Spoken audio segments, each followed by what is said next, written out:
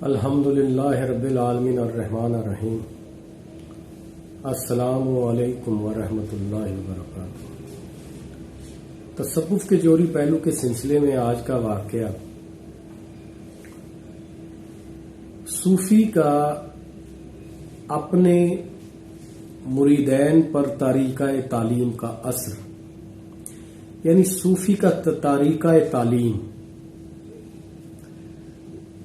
हजरत अहमद बिन इमताकी रहमतुल्लाह अलैह बहुत बड़े अल्लाह के वली, अपने मुरीदैन पर जो उनकी तालीमात का असर था और जो उनकी सोबत का फैज था, उसको जानने के लिए आप हमा वक्त फिक्रमंद भी रहते थे। और जाहिर है जो तरबियत करने वाला होता है उसको परेशानी तो लाहक होती है। एक रात क्या हुआ कि उनके कुछ मुरीद यानी 29-30 मुरीद एकदम इकट्ठे ही आ गए। तो आपने दस्तरखान बिछाया, बिछाने के बाद खाना लगाया, खाना लगाने के बाद आपने चिराग उठा लिया और रोटी के टुकड़े करके उनके आगे रख दिए, यानी तकसीम कर दिया मसावी बराबर, और चिराग जो था ना वो उठा लिया। चले गए, दूसरे कमरे में चले गए कि मुरीदैन खा लें। थोड़ी देर के बाद जब आप चिराग उठाकर लाए, चिराग को जैसे ही जलाया तो देखा कि तमाम रोटी के टुकड़े हर मुरीद के आगे उसी तरह ही पड़े हैं, किसी ने हाथ तक नहीं लगाया। क्योंकि रोटी की किल्लत थी तो इसलिए हजरत ने रोटी को टुकड़ों में तकसीम किया कि चलो ज्यादा ना सी थोड़ी थोड़ी सी खा लेंगे।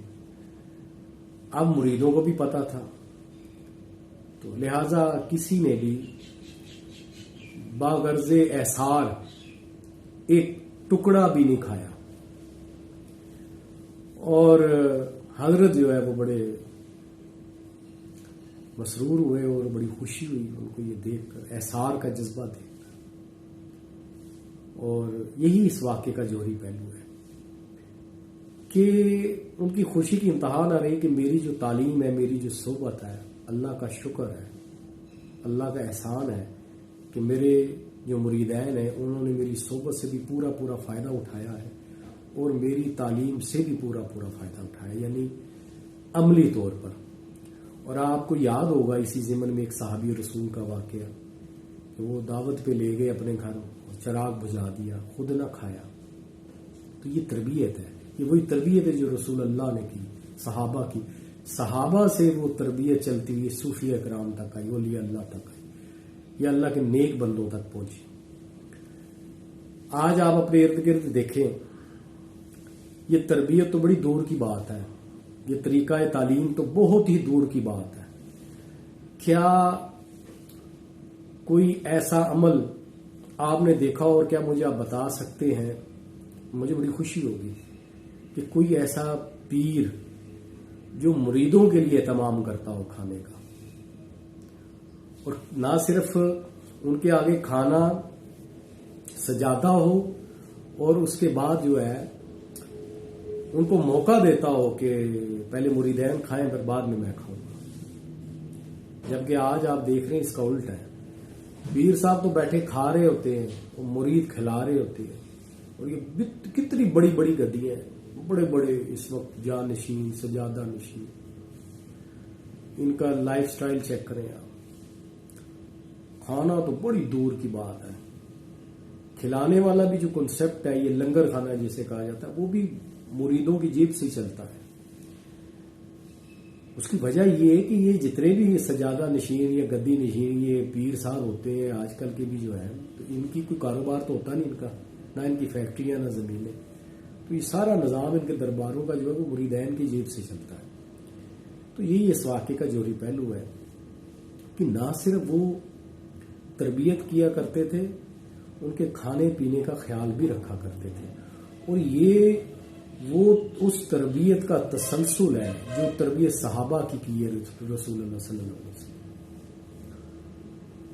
और जो इस तरबियत पे है, अब ये इस वाक़े का दूसरा जोड़ी पल, जो इस तरबियत पे है वही सच्चा सूफी है और वही सच्चा मुरीद है। अगर तारीक़ा तालीम ये नहीं, अमल ये नहीं, तरबियत ये नहीं, तो सवाल ही नहीं पैदा होता कि कोई मुरीद किसी पीर से फैज़ याब हो सके या कोई पीर अपने मुरीद को फैज़ याब कर सके। तो अगर आप चाहते हैं कि सूफी की ज़िंदगी से आप भी फैज़ हासिल करें, किसी भी सूफी की ज़िंदगी से, तो आप उस सूफी की ज़िंदगी में से कोई एक अमल जोहर की सूरत में अपनी ज़िंदगी में ले आए। और आप यकीन जानें कि आप किसी भी सूफी की ज़िंदगी से फैज़ याब हो सकते हैं। अल्लाह ताला हमें बुजुर्गान दीन का सही मकाम और मर्तबा समझने की तौफीक अता फरमाए और हम सबको मुकाम शरफ अता फरमाए। आमीन। शुक्रिया।